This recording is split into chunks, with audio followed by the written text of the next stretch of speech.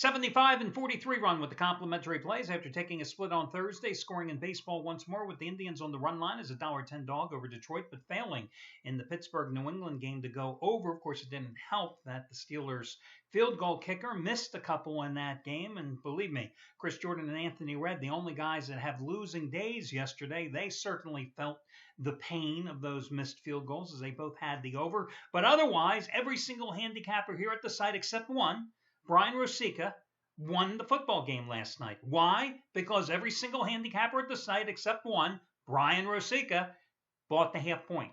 Either bought it down on New England or bought it up on Pittsburgh. And guys, let me just go on once again. It's like a broken record, but the song remains the same. I'm just a firm believer in 20 years of doing this as a gambler, as a handicapper, that the one thing that has not only made me more money, but saved me more money by turning potential losses into pushes is either buying up or down the half point, whether you're on the favorite or the underdog accordingly, when that line crosses 3, 4, 7, and even sometimes 10. And granted, it's like preaching to the choir because this is one of those subjects that you're either with me or you're against me. Listen, Trace Adams here at the site never buys the half point, just refuses to buy the half point, just doesn't see the importance about it. I respect him for it. I think he's nuts, but I respect him for it. But listen, the bottom line is this. I look at this as a way that you hedge the bets in your favor. You turn the odds slightly in your favor at a cost. But remember, that cost is only factored in if you happen to go down with the game, right? That's the bottom line. Ultimately, it is not a strategy that is for those of you that are playing 15 games on a Saturday and 10 games on a Sunday. Forget about it. That's not a strategy for you because the VIG's going to eat you up. But if you're like me and like most of the guys here at the site that focus on one play and hammer that play, and on that play they're buying the insurance, well, let me ask you, what's the difference if you're paying an extra 15 to 20 cents on the dollar? I equate it to this, and there's a couple of analogies I want to make. The one would be the baseball bettor. And I realize not all of you are baseball bettors here, but listen, is there a difference if I gave you a dead mortal lock in baseball tonight at minus $1.10 or minus $1.30 or $1.35? Not in my book. It doesn't matter. Hey, listen, as long as it's not over $1.50, it doesn't matter to me. That's the reality. The extra money in baseball, it equates to paying the extra money, which again only comes into play on the hook if it comes in to be a factor in the game, right? And the other analogy would be this. It's like the guy who drives the extra 7 miles to save 8 cents a gallon on gasoline, okay? So let's say he has a 15-gallon tank. What's he saving? Like $1.05, and by the time he goes in and buys his big gulp, which costs $1.06 after tax, he's upside down anyway. I don't get it either, okay? But again, I just personally believe that that's a strategy that I've always used. And again, it's made me more money and it's saved me more money, which is probably more importantly by turning possible losses into wonderful pushes. And that is buying the half point when the line crosses 3, 4, 7, and 10. We'll talk about it as the season progresses because there's going to be other situations. I thought that was an interesting game last night because that line pretty much stayed at 7 all week long. Now, there is a little addendum to that little speech I just gave you. Listen, I do not ever name the offshore sports books, okay? I never recommend any. I never name them. Nobody's paying me big money for my support. And plus, there's always that little gray area anyway about whether or not any site that advertises an offshore sports book is actually not breaking the law. It's a crazy law, admittedly, but hey, it's one that we don't cross here, okay? But this is the reality. There are a couple of big sports books out there offshore who generally always charge you more for favorites. They're usually a half point heavier on favorites, especially the big marquee games, the public games, the solo isolated TV games like last night's, where the line was 7.5 at most of these books and 2 in particular. Well, guys, it's why you should always have multiple accounts because listen, you don't even have to buy the damn half point if you're on the underdog if you play those games when you're on the puppy at those particular books. You've got to have 2 different sources. I don't care if you're here and you're playing at the Stations casinos down in Henderson or at Red Rock, or you're playing on the Strip at the Wynn, or if you're sitting in the comfort of your living room and you're playing at 2 different offshore books, you should always have a couple of different sources. And you should always consider that when you're on the doggy, that you should be playing at a book that is going to gravitate toward giving you that extra half point because they're screwing John Q. Public by forcing him to pay more for the favorite. Just a little tip there in case you haven't figured it out yourself.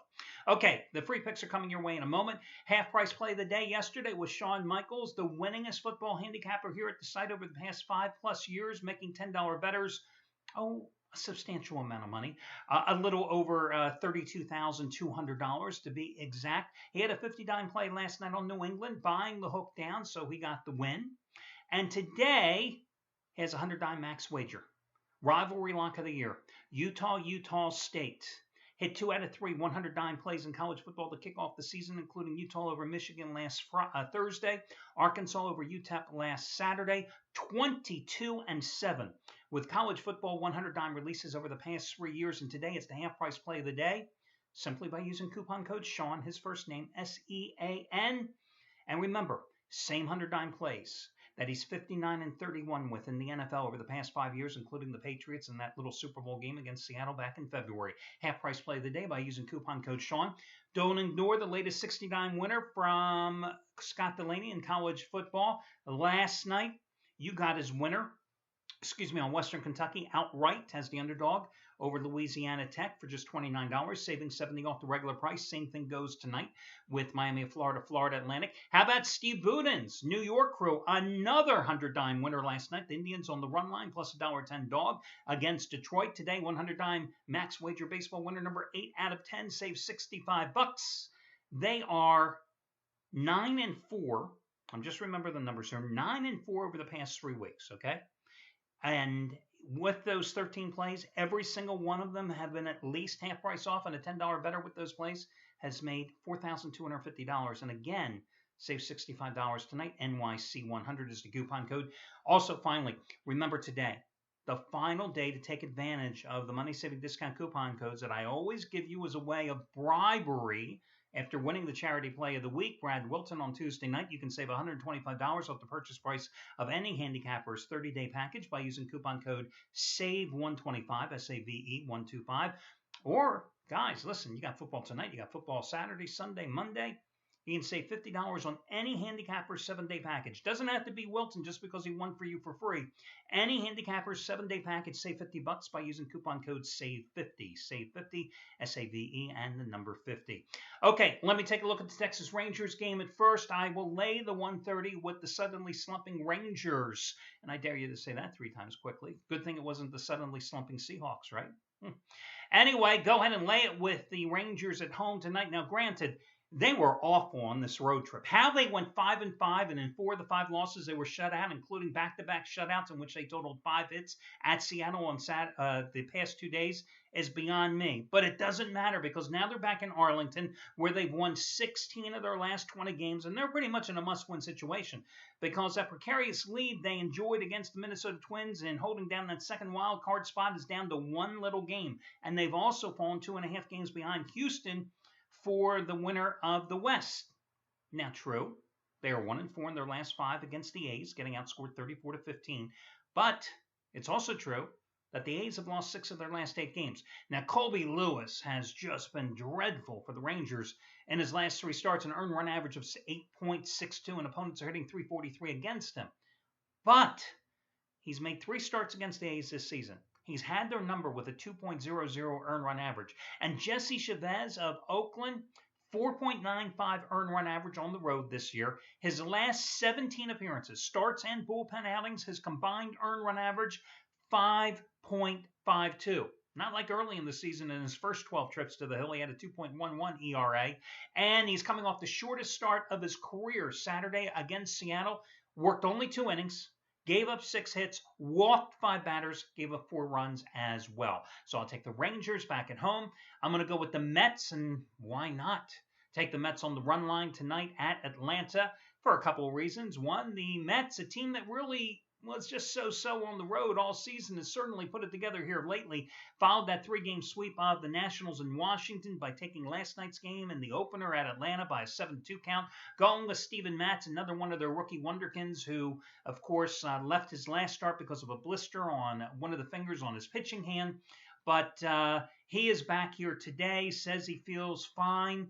And I'm going to go with the Mets in this one after they took the opener 7-2 last night. The Braves have now lost 9 in a row at home, 21 of their last 24. Mets, meanwhile, have won 12 of their last 14 on the road.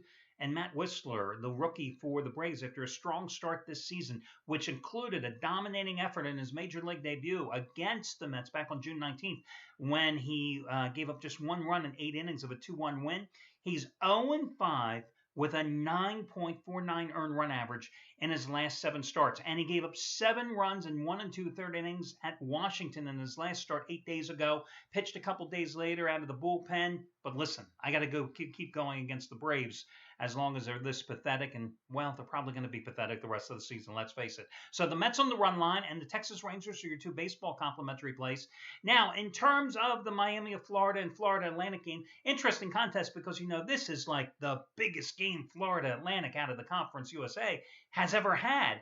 I think their stadium holds 23,000. Of course, it's named after Howard Schnellenberger, who ironically coached the Miami Hurricanes to their first national title back in 1983, then took over and created that Florida Atlantic program. He's going to be taking part in the pregame festivities and part of the opening coin toss as well.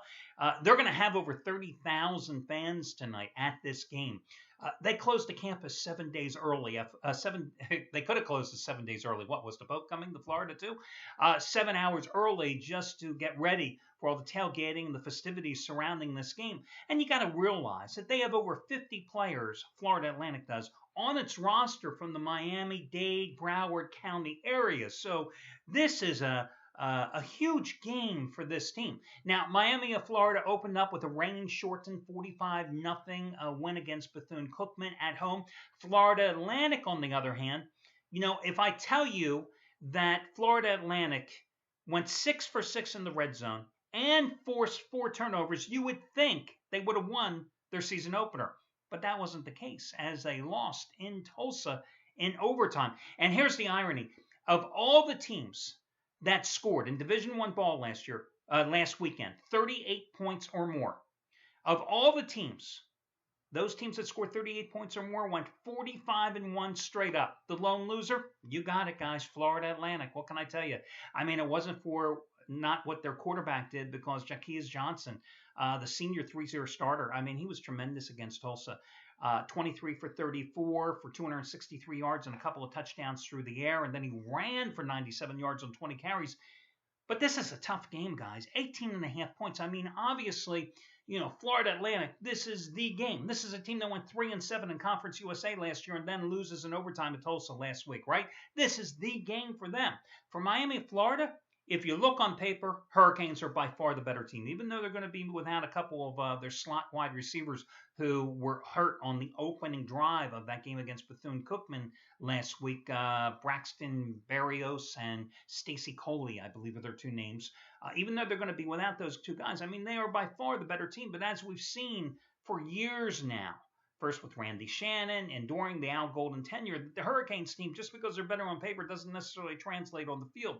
The other thing that you have to worry about Miami tonight, are the Hurricanes caught looking ahead to next week's game with Nebraska? So I think it's a big number and one that you shouldn't just deal with. Listen, as I joked about yesterday about the Western Kentucky-Louisiana Tech game, another game I thought was too close to call. Scott Delaney obviously loved it. He had a big 69 play on it. He won the game yesterday. It was discounted again. You want the play for this one? Go check out Scott Delaney. I can only give you my analysis based on the handicapping I did, and I just wouldn't touch the game personally. I think it's too damn hard. I think the best bet is the other college game tonight, Utah and Utah State. And FYI, in case you happen to be on Jeopardy this week, let me just tell you, the answer is, what is the nation's 14th most played rivalry in college football with the 112th meeting going tonight? It is the Battle of the Brothers, which is what they call the showdown between Utah and Utah State. 112th meeting tonight, only 4 less than Army Navy. A series that started back in 1892, the first game for both schools. But let me tell you, might not be another one for quite some time because they don't have any future games scheduled. And because of Utah's commitments playing in the Pac 12, may not be any spots on Utah's schedule either for them to fit in the Utes. So an interesting game might be, as I said, one of the last ones. And again, in case it has to be a double Jeopardy question, what is the Beehive Boot? The Beehive Boot. Hurry up, cue up the music. Da, da, da, da, da, da, da. Okay, the Beehive Boot goes to the best team among the teams in Utah, among Utah, BYU, and Utah State. There you go. All that you ever needed to know about the state of football in the state of Utah. You cannot say that this report is not educational, along with giving you rewarding free selections. That'll do it, guys. Best of luck to you all, and I'll catch you again tomorrow when we do this one more time.